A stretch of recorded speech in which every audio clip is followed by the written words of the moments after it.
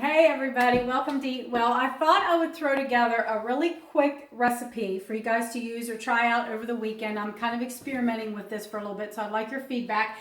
This particular recipe is something I make in my house probably 4 times a week. We use it that often. And I wanted to change it up and do something different with it. So I had some leftover sun-dried tomatoes, and sun-dried tomatoes are just phenomenal. When you add them to something, you really don't need to add anything else, but you know me, I do. And if I can get nutrition anywhere else, I'm going to do it. So what I did was I took about the last half of my sun-dried tomatoes that was in a jar, and I just processed it in my food processor with fresh herbs. And I grow a lot of fresh herbs this time of year.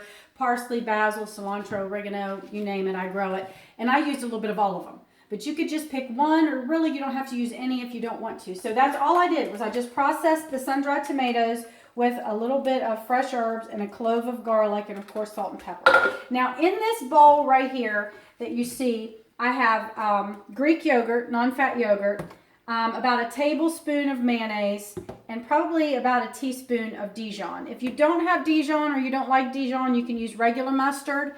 And if you don't like either one of them, you don't have to use any of them. But I like the tang. I like the tang that they give to the dip. Now, normally when I make this dip, it's my herb feta dip, and it's already in one of my cookbooks.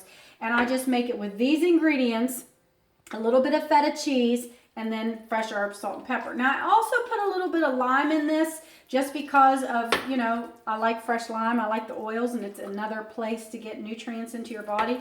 So that's what I do. And we use this as a dip in our house. We use it as a spread for wraps and sandwiches and that kind of stuff. So basically, you're just going to mix it very well until it's combined. I'm not going to do all of that on camera, but you get the idea. And then you can serve this. Now, this is kind of a neat take on let's not waste food. These are the stems. We eat a lot of kale here in my house. These are the stems from the kale, and I don't like to waste them.